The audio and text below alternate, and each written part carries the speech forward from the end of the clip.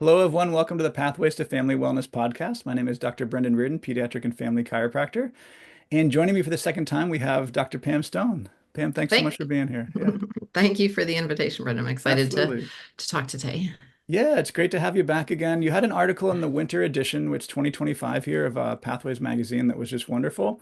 The article was titled "Hold On, Don't Push," which is really an interesting concept. I want to read some of the intro to it, but first I'm going to read your bio, and then we will jump on into the article so our listeners can get familiar with who you are. So. Pamela Stone, DC, DACCP, it's a diplomate in pediatrics, has owned a family wellness salutogenic-based chiropractic practice in Kennesaw, Georgia for the past 23 years. She has attained her diplomate in pediatric and prenatal care through the Academy Council of Chiropractic Pediatrics and is also an instructor for the International Chiropractic Pediatric Association, teaching perinatal care with Webster Technique Certification to chiropractors across the country. She credits regular chiropractic care for allowing her to be healthy and injury-free. I'm just curious on the inside, how many students do you think you've taught at this point through the Webster course? Oh goodness, I don't really know. I mean, 5 years, so probably 10 seminars a Yeah. year, anywhere from 50 to 100 at each one. So whatever that math Wow. is, That's a lot lots. of that's Not a not lot of students that can attribute their Webster knowledge to yeah. your instruction at this point, which is Right. which is really cool to think about. Well, some of them have retaken it. They took it with Jeannie and they're taking it again. But yeah, Yeah, it's of kind of course, cool of to course. impact, make a big Absolutely. difference. So And yeah, for our listeners out there, Webster Technique, if anyone has had prenatal chiropractic care, chances are if you were to even Google that, you'd come across Webster Technique, which is a beautiful way to balance the pelvis and the body for labor and delivery. It doesn't have to be used for expectant moms. It could be Webster Technique could be utilized on anybody, but it just happens to be a great way to balance the pelvis and the nervous system. So, anyhow, as that aside, I want to jump on into the article here. So. You highlight a couple scenarios going into it about this concept of hold on, don't push. So I want to read a couple of those scenarios, and then we can kind of use that as a springboard bouncing off spot to some of the principles in the article there. So okay. you do a couple scenarios. So imagine you are pregnant, you've been in labor for 10 hours, and finally you are dilated to 10 centimeters. Hold on, says the nurse. Don't push yet. We have to wait until the doctor arrives. Just hang on. But you feel the baby there, and your body feels like pushing. How can you hold back? What if the opposite happened? You are checked and told that since you are now at 10 centimeters, your body's ready to give birth. So you start pushing and you keep pushing. And 3 hours later, you are still trying to push out a baby with no results. Both are very common scenarios in a laboring patient, with the mom listening to the doctors and nurses telling them what to do instead of listening to their own body. How often have you heard this story? While this is not a normal birth scenario, it is certainly common. That is true. It's amazing how often you hear it. I mean, you've probably heard it, in my office by people, patients who are coming in, or even doctors in the seminars. They have the same kind of story of, what happened. And ironically enough, yesterday we had our Pathways Connect gathering group, and we had, I think, 10 moms and probably like 30 kids running around my office. We have a backyard and they were playing out there. And one mom was talking, she just brought this up on her own about how she had been in labor with her last child and she was at 10 centimeters, but the doctor wasn't there. And they told her to lay on her side, squeeze her legs together and wait. And I was like, oh my God, this is like a perfect, segue into Yeah. today. But people get that. They're like, okay, they're, 10 centimeters, which is the magic number, which really is, I think, a bad number to put at it. It really should be as a baby down there. And she Mhm. had to wait until the doctor came. And, if your body is pushing this baby out on its own, it's the fetal ejection reflex. Like, how do you wait? It tears her, really her pelvic floor apart. So there's that scenario that where you're Yeah. you're told to wait, and it's more stress on the baby. It's more physical stress on the mom. And then you have the opposite scenario, which is what I wrote the paper about, which was the woman who was like, okay, you're at 10 centimeters, now go ahead and push. And she's taught to push the baby out when her body isn't ready. Yeah. Even though from a number standpoint, just because she's at 10 centimeters, the baby hadn't fully dropped down and her body wasn't ready. And we say you Yeah. should wait to that fetal ejection reflex. You should wait to be like, oh my God, the baby's coming and I can't hold back. That's when your body wants to push. Yeah. And so those are really a lot of the two common scenarios. I mean, I feel like we always tell mom, just, go when you're ready to go, push when you're ready to push when you feel that baby coming out. That's when they're really in tune to their body and it's a better outcome. So, Yeah, and in terms of being in tune, there's probably no more time that's more important to be in tune with those natural instincts of the body. And I think that goes into the right. one of the bigger principles and topics of the article, which is that so many people are just completely out of touch with what it is. Like that idea about in touch with your instincts. for some people, they might not even have any idea what that means. And so Right. I think a lot of this is relearning some lost skill set for some of these moms of, never having been giving power over their own body in that way to be able to even feel what's going on inside their own body. And so this can be such a foreign thing. Right. And it is a foreign thing because for not everybody, but a lot of women are taught that birth is scary and it's dangerous and you have to go to the OB for all these appointments and make sure everything's okay. So, I mean, birth can be scary the first time you're going into Mhm. it. You don't know what to expect for the most part, and you don't know what it truly feels like. So they're taught that it's a medical procedure instead of a normal process of being a woman giving birth. It's what Yes. we're meant to do. And so they're taken out of that intuitive, innate feeling and put into that medical model of it's a process. And so they're taken away from their gut instinct, their gut feeling. And so usually when I'm taking care of people throughout their whole pregnancy, or at least, whenever they start under care, it's really trying to get them back in tune with that innate feeling, what Yeah. their gut feeling is. And it could be as simple as like, I always just say the simple thing is like you're going out to dinner. You don't be like, I think I want pizza. You say, I feel like I want, it's like that little feeling Hmm. of what do I feel like I want? What is my body telling me I need and want? Um, Yeah. it's a silly thing, but like people Well, just they don't think about that stuff. yeah. They're tied into their brain more they are to their heart. And we call that in chiropractic educated brain or innate brain. And I think Mhm. so often we've allowed educated to run the show, which is these ideas and preconceptions, the ego, if you will, about what we think should be. And Right. even in that example of eating and ordering, I mean, there's so many layers built in that with so many Right. people about like, do I feel like the pizza? I don't know, because my brain's saying I shouldn't have the pizza, even though I want the pizza. Or do we want, and it's this Right. whole long, all these mental gymnastics to finally get Yeah. in touch with like, what is it that I actually want? What I want. But that's, I mean, it's kind of a silly thing, but to me, it makes, it's one of the simple things for people to Oh yeah, understand. yeah, 100%. But the other thing is I showed this video talking about normal birth, what is normal and what is common. And there's a huge discrepancy in the birth world because, Yeah, a Pitocin and epidural is extremely common, but by definition of a normal birth, it's not normal. yeah, And, there's differences. And so, pushing at 10 centimeters or waiting is a very common thing, but it's not necessarily normal. Baby's going to come when the baby's going to be ready to come if the woman yeah, is up and moving around. And they talk about like teaching her how to push. And I'm always like, well, hopefully that's already been discussed ahead of time before, like right there in the yeah. moments of That's labor. right. But with a doula or a good birth skills type of class, but also I mean, one of the best but examples I will say is, if you were just someone just told you, hey, go outside or not go outside, go to the restroom and go back, go poop. Like, would you be able to do it? And it's like it's partially the same movement, and you're going to do it when your Yeah. body feels like you have to do it. And I will say that to moms, and they'll start laughing. And after like 3 or 4 seconds, they're like, oh my God, you're so right. It's like you have to be in Yeah. tune with your body. That's one of the best ways to get in tune with your body is Yeah. the gut, the feeling of like what is right Yeah. and is my body ready? And you can't stop Mother Nature. If the baby's coming, the baby's coming. And that's why women can have bad experiences if they're told to wait. Like, okay, your doctor's not here. Wait. It's like, how do you wait? Baby's coming Yeah. versus pushing when your body's not ready. And in this example in the article was she just pushed for 3 hours because she wasn't ready. Yeah. And it ended up being cesarean section because she was pushing and it was, the baby wasn't ready to come down. So you're forcing something to happen when innately it wasn't the right time. Yeah. And of course, So, the baby probably got into distress. I'm sure there were some just decels, and that whole cascade began. right. And, Yeah. and she, in this particular case, she was very adamant about not having, vacuum extraction or forceps because she knew what that would do to the baby's cranium. And she already knew the baby was being pushed down for hours. And so she made the decision to do the C-section because she felt Yeah. like that was less stressful on the baby. Yeah. But then she had 4 babies vaginally after that. So she succeeded in the long run in terms of, Yeah. getting the vaginal birth that she wanted. A So great ending for that as well. Yeah. it is. But it's, I think, just too many women or anybody, we aren't in tune to our Mhm. gut instinct. We listen to our brain more than to our intuition. And I think our intuition is right most of the time. But, we listen to the doctors or we listen to someone on the outside, whether it's our partner or a medical professional or someone else, versus trusting our body and trusting ourselves.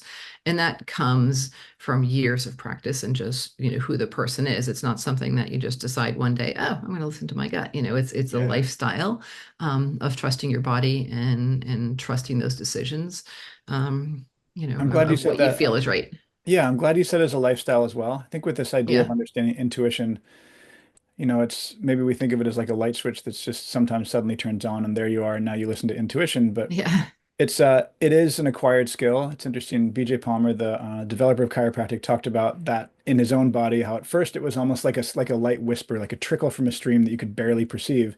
And then as he Yeah. began to listen to it more and more, it became this whooshing current where it was basically like he was had trained himself so much to listen to it that everything was instinct basically at that point. It Yeah. was like nothing but instinct. And for anyone who reads some of his later works, there's some odd verbiage that is Right. written by someone who's writing only on instincts, but I that's another remember. conversation. But No, it's true. I um, mean, Sid Williams did the same thing. It's like yeah, I remember one time we were scheduled to have a meeting where he's like, nope, and it's not telling me it's the right time. And I'm like, oh my gosh, like, come on. right. Like, Well, but and that's it's just it is like in the we live in a world that sometimes doesn't allow for that to express itself all right, the time, right? right. And then also whenever we venture into something with fear or uncertainty, we want someone else to take responsibility for it. It feels safe. We feel safer that way. And so the idea Hmm. that the doctor's the one who's going to tell us is okay, who's going to run the show, or the nurse or whoever, whatever other person of authority that we've put and given them power over our bodies, that feels comforting for some people to know that like, well, I don't really know what I'm doing. This seems really scary and out of control, but that person knows what they're doing. So I'll just let them call the shots and I'll trust what they're Right, doing.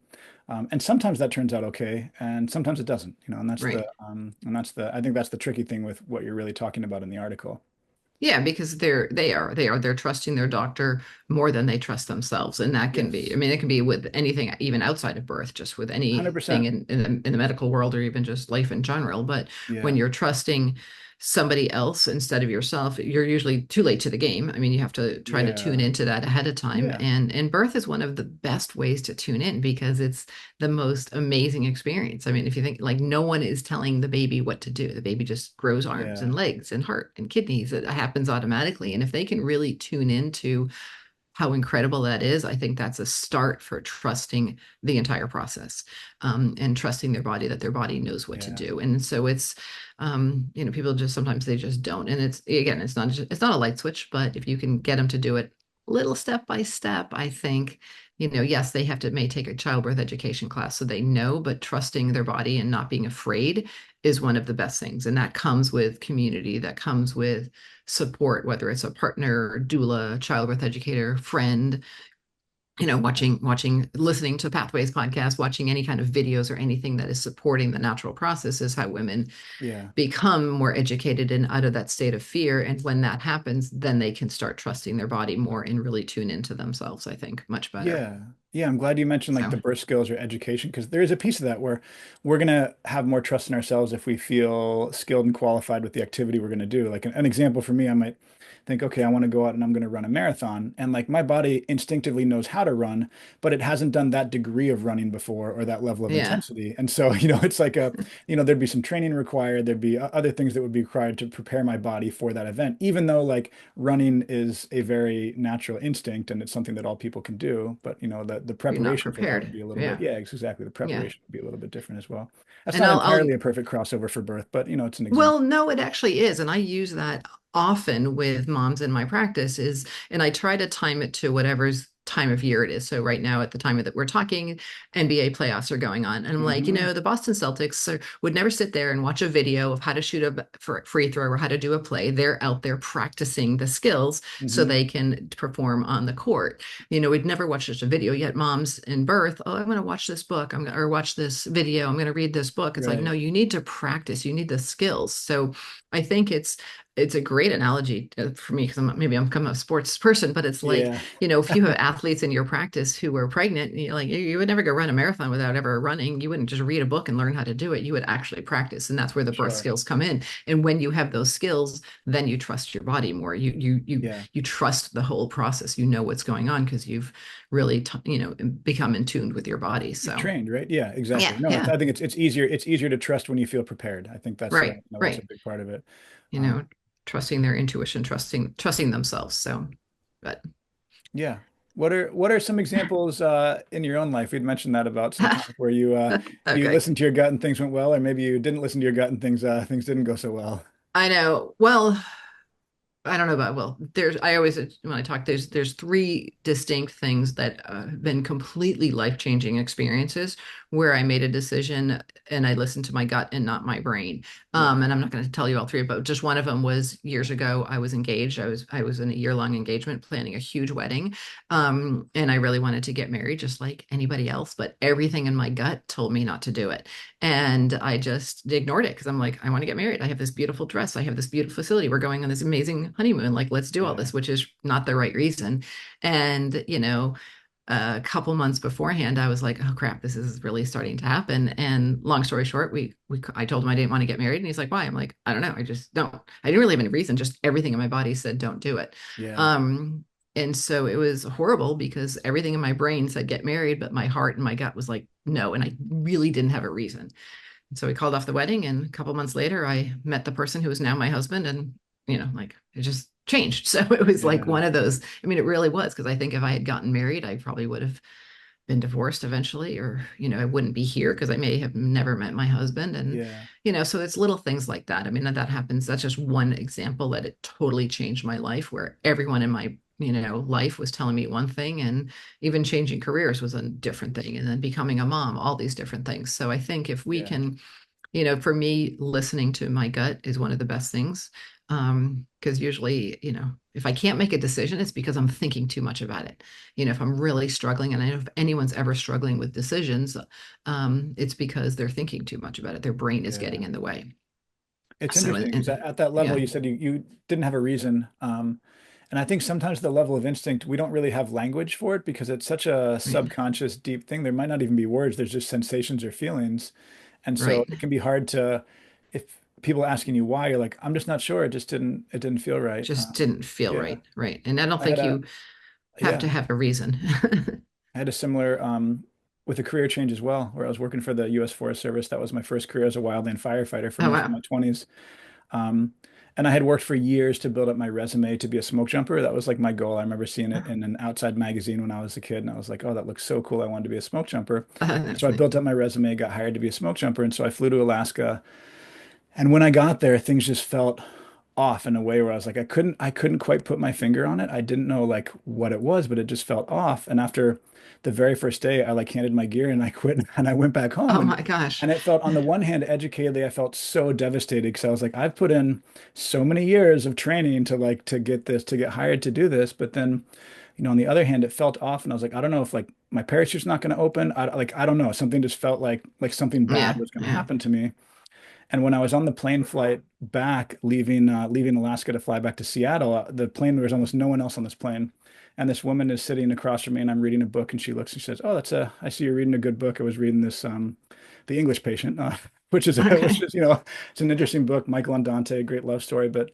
So she hands me her book and she's like, "Here, why don't you take this book? And you seem like you like good books, so take this one." And the book she handed me was Chronicle of a Death Foretold by Gabriel Oh, Garcia Marquez. This that's complete amazing. this complete stranger on a plane that I'd never met before. And Oh, like I that's had already crazy. had an instinct. See? I was feeling like something bad may happen to me up there. And then she handed me that. Yeah. My hair stood on end on the back of my neck. Right. You probably Oh got the my little gosh. queasies. I think So I you made made the the right right choice choice. here. You made And the then right that's what choice. led me But to that's accelerate becoming a chiropractor and everything else. And okay. Yeah. everything Yeah. My else career falls from change it. was purely on listening to my gut as well. Like my Yeah. brain was Yeah. telling me, don't change, and everything in my gut was saying change because it's scary quitting a job and starting all over. So, Yeah. Sure but is. I think more people need to do that. Especially when you put a So, lot of energy into a particular trajectory and you think that right. that's how things are But supposed to that's be. But, that's that educated brain. That's people yep. telling us what to do Yeah. and Yeah. us going down a certain path that we think we have to do because or, because for some whatever reason Right. it may be. I had a lady in my office the other day who's for the past couple of years she's been waffling back and forth about moving, and she can't decide. And I was like, listen, she's like, what do I do? I'm like, go out in nature. I Yeah. said, for me, that's one of the best ways. And I said, and we were sitting inside, I said, look out there. I said, there's trees. I said, the leaves are growing the trees because it's spring here. The leaves are growing the trees. In the fall, the leaves fall off. And I said, there is nothing telling the trees to do that except nature. And I said, if you really want to tune into your gut instinct and like what feels best, you got to be in nature. You can't be inside where there's light switches and on and off and all these mechanical things. Going to a beach and watching the tide come in and out. No one tells it to do it. It just does it. Or going into the Yeah. mountains. And I'm just like, to me, that's one of the best ways to tune into your true gut is because you don't have anything mechanical telling you what to do. Mhm. You're just watching the waves or the leaves or whatever it is. And that's if people can tune into nature more, I think they would make better decisions. I mean, yeah, there's paths that maybe have been created if you're on a trail, but that's one of the best ways I think people can really touch Yeah. into their gut instinct is when they're in a place that's you can't be any more natural than outside, whether it's a beach or the woods or trails or mountains. And I think most people would understand that. And then what'll Yeah, happen is we just get busy with our day-to-day lives and, right, where our heads are down the entire day. And then we don't even have a moment to actually like tap into if that voice has basically been shut out by all of the day-to-day responsibilities and the busyness and all the different things that we stack on our plate. And so right. we can hardly even hear our own voice at times. And then finally get out in nature and you're like, oh, Oh, it's okay, quiet. now I know what I want. I It's know, I like, know. yeah. Like I do a lot of running on trails and people are like, do you Hmm. listen to music? I'm like, no, like I need quiet. I need like Hmm. that's the peaceful time is to be out there. But yeah, that's how I just think if people tuned into that more, because you're right, we have so much on our plate all the time. And there's so many different places to get information, whether it's books or podcasts or radio, anything. It's we're busy, busy, busy, busy, and we tend to get caught up in that educated stuff versus truly our space. And that's why, like, Yeah. even in Webster, we talk about it, when you come to that place where you're past your due date, I say that in air quotes because it's not an expiration date, but it's a guess date. But people tend to get stressed out. And the Yep. best thing they can do is just, get away from social media, be quiet, don't be posting about, you're a few days past your due date or whatever, and just separate yourself and be one with Yeah. nature and try to de-stress and get out of that state of expectations. And because then the more you can at peace you can be, the better off you're going to be, generally speaking, in the birth process if you can get out of that state of stress late in pregnancy. And I think So naturally the mom's body wants to do that. You probably see this with the moms in your practice yeah. where, especially as they get into late third trimester, there's almost like a pulling in that starts to happen. Um, and that's a time where there's a lot of two parent working households. And so a lot of these moms have careers and they're like really trying to wrap things up. And there's a lot of things that Hmm. require being outside of that instinct, but it's really nice if there's the space that they can carve to be able to, especially getting into third trimester, later into third trimester, make sure there's going to be space and time for that so that they can Right. get more in touch with their body and their baby. Right, because a lot of times they're working right up until the Yep. due date or something, and Yeah, that's not sure. giving them that Yep. that time alone to Yeah. be at peace. But sometimes they have to, but I guess that's a choice. But yeah, you're right. It's the pressure of everything. So, but I think if, going back to what we, just talking about is just, trusting your intuition, pushing when I don't even say ready to push, your body feels like pushing the baby out. The baby's going to come when the baby's ready to come for the Yeah. most part. I mean, sometimes there's certainly things that get in the way, but trusting their body makes the end goal that much better, and not being in a state of fear, although easier said than done a lot of the times. But I think truly being in a state of comfort is easy. It's easy to be like, don't stress, Yeah. but they have to believe in that. So And Chantel that's a big Traub, part who of I it. had on for the last episode, said, let the baby Okay. out, which I thought was really great. I was like, oh, what a Yeah. great reframe for that. Instead of Right. pushing Right. the baby out, letting the baby out. And I was Letting like, the yeah, baby out. that, Yeah, right, because because the baby's that, going to come. Like, but even right, just if you're getting ready and you're in that state of fear, like, oh my gosh, this is going to hurt, or oh my gosh, this baby's coming, and how am I going to be able right. to take care of it? You tend to like try to close up your pelvic floor, you try to Gotta, close everything up, and then everything it's cinches up. you're Yeah, not real letting the tight. baby out. Yeah. That's what it is. But Yeah. we have this, and that's why like I been learning more about hypnobirthing Hmm. classes and stuff like that the past year or so, and it's like they have such an amazing philosophy of of, the baby's, it's not a contraction. It's, it's just the different verbiage, but it's very much in line in a Right. sense with the chiropractic philosophy of, yeah, letting the baby out. The baby's, just not being in that state of fear, because that's, I think, when what can slow things down, or the And our state of physiology pressure. responds to that. Yeah, and we've Yeah, we've touched on these in other podcasts, but that brings up the importance of making sure you're in the right environment, you have the right birth team, right, the right people in your lives. You'd mentioned social media before, where, yeah, imagine right. imagine a mom posting on social media, "I'm so worried, I'm 2 days past my due date." I mean, Yeah, the amount of confirmation for her being worried that she's going to get from that social right. media post would be so stress provoking. Right.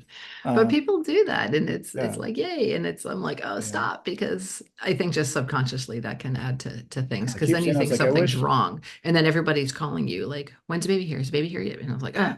And if I know someone who's around their due date, I don't usually reach out to them, because that will just add to their stress. Not because I Yeah. don't care, but I don't need to be the person adding to their stress of like, did you have the baby yet? Did you have the baby yet? Yeah. Yeah, like, what's wrong? Yeah. It's Yeah, that's just it. I all mean, easier said than done, but I think it's just, I mean, I would love it if more people were in a state of peace and not and trusting their body, and yeah. not and trusting their body more than they trusted, their educated mind, like you said, the doctors or whatever it may be. And it starts And early. So hopefully for our young parents who are listening to this, they're trying to instill a sense of trust in their children's bodies. uh-huh, It starts a lot of ways. If you think about traditional education, you have to ask to go to the bathroom. I mean, like that's right. it's like one of the most basic physiologic functions, and you have to raise your hand to ask if you can go do that. And so I'm like, there's so many ways that it gets, that That's we get true. talked out of our basic instincts, in terms That's of true. like needing permission to do these basic bodily Yeah. functions. That's right. Yeah. Never thought of it that way. Yeah, little kids. You can't be leaving every 5 minutes to go to the bathroom, but Yeah. that is true. They're taught. But I mean, even like with little kids, you can kind of reverse it and be like, okay, so the kids that are in your office, if they're coming in and they got a haircut, my comments to them are like, I love your haircut, assuming I do. No, but your body's going to grow you new hair, and you lost a tooth, and your body's going to grow you a new tooth, Yeah. and you cut your finger, your body's going to, heal that on your own. So if you just Hmm. start planting those little seeds about how amazing their body is at a young age, maybe they're going to start trusting their body and their process more. I don't know. Yeah. We You can know. certainly hope so, right? I Yeah. hope so. Versus, Yeah. like the cast is healing my body, and Yeah. you just got to let them get Well, it. I even But push back on that a little bit with the Band-Aid. I'm like, okay, I get that this is a point of comfort, but I have to clear, like my kids always want a Band-Aid. And I'm like, you do understand yeah, the Band-Aid's yeah, not healing it. I was like, right, actually, what's going to heal it more is air. And here's why. And I was like, yeah, right. your body does this amazing thing called the clotting cascade. And it's, and I'm trying to explain this to them. Teach them that, And they're or like, they put band-aids on everything. I just want the Even Band-Aid on scabs it. Yeah, or exactly. bruises. I'm like, Yeah, okay. superhero things. But it creates a sense of comfort, I suppose. Yeah, maybe it's trust. I don't know. So I Yeah, don't know. interesting stuff. Is there anything But else you think is good on this? I mean, the article was right and to the point, but I think you hit the nail on the head when it comes to instinct and trusting the body. right, yeah, I think just trusting, and in this particular article, this woman, she was pretty intuitive going into it, but I think being first child, not really knowing, and that I see that a lot. Women, Yes. they have a different experience the second time around, because they know what the feeling is, or they feel more empowered versus the first time, because birth is, again, we're taught that birth is scary. So so the second baby, she was able to do a vaginal birth after C-section. In fact, she did it at home. And she said she still was sort of afraid when that Hmm. pushing sensation came. She was a little afraid to push because of what she had experienced the last time. And even though everything went well and she was able to vaginally birth, she said once that happened, it was a huge relief. So it was like she didn't feel full healing until baby number three, Yeah. because, the second birth was like, oh, can I do this? And so baby number three was just like a great home birth, and babies 4 and 5 were twins, which you don't see very often Amazing. anymore, a twin home birth. And that's, talk about trust. I mean, anytime I know somebody who's done a twin birth at home, I'm like, that's trust. That's not being in a state of fear, because we're Yeah. told, and one of them was breech too. So we're told a breech is scary. We're told a breech is Yeah. dangerous. We're told, so that's listening to that, other people, malpractice or hospital policies saying, oh, don't do it, it's dangerous, when in fact it's not.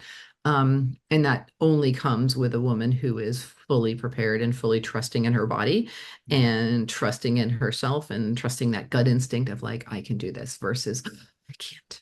And you see that like, and it sort of is frustrating when a mom comes in and is like, I really want a home birth, but my partner doesn't, or I Yeah. really want to breech this baby, or excuse me, birth this baby, even though it's breech, and someone doesn't want it, so and like that affects birth in so many ways, and it's somewhat frustrating. But yeah, I know it's a duo, if you have to do what your partner have to both be in line with it, but it's, that's one of the examples is I really want to do it this way, but my insurance company won't let, I can't afford it. And it's like, then they're going into birth, making Yeah. decisions based on insurance companies or partners versus themselves. And that can sometimes Tough to be carrying lead that to, around. I know Yeah. it is. They have that guilt. And so it's like you try to get them out of that state of guilt if possible, because they if they don't have a choice, then they have to make best with the choice that they made and be comfortable in that choice. And that's okay. Like there's plenty of babies that are born in the hospital and it's fine. There's plenty of babies, moms that push for a long time. Like it's not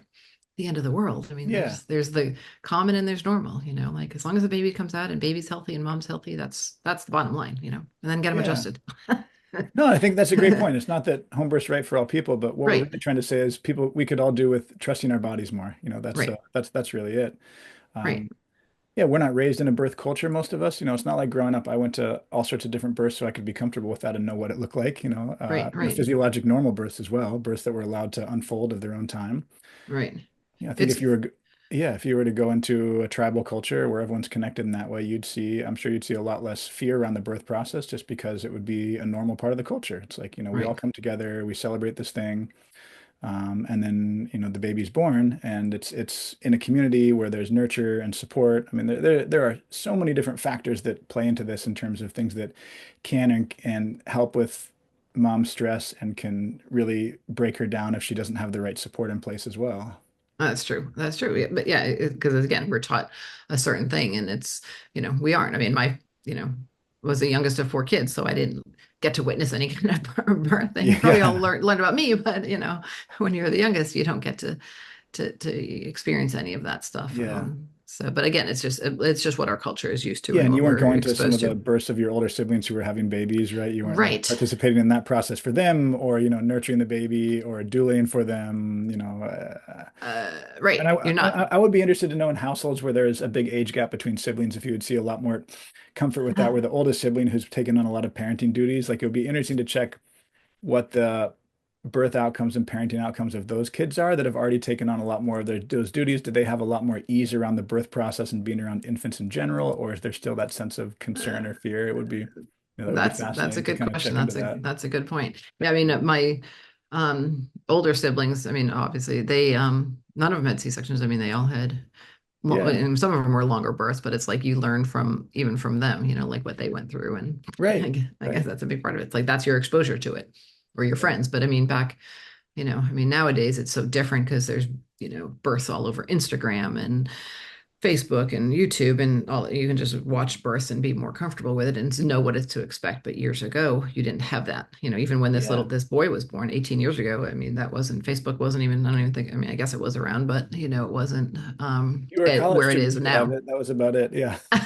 Right. So it's just different. How our lifestyle unfolds. So Yeah, I don't know, interesting. but so Well, I appreciate your time, so Pam. Thanks so much for coming on. How can our listeners connect more with your work?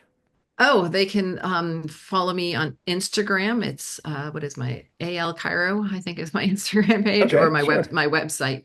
Active Life Okay. Chiropractor is probably one of the better ways, but or Instagram or Facebook, so Okay, great. We can or put that email stuff in the show notes and email as well. Yeah. and there's several other articles that Pam has written in Pathways as well. So I if you go to the know. Pathways to familywellness.org website, you can type in Pam Stone and you'll see or Pamela Stone and you'll see some other articles as well. So good Some stuff in of there. the articles. Thank you. Especially the Webster one is a good one too. So, Yeah, that's a well, good one. thanks That for was having me on one, here again. I remember the last time or of first time course. we spoke was I think it was 2020 because it was when COVID had happened. It was like, let's do this podcast. Yeah, totally. Different So, circumstances now. Yeah, different circumstances. Thank totally. you.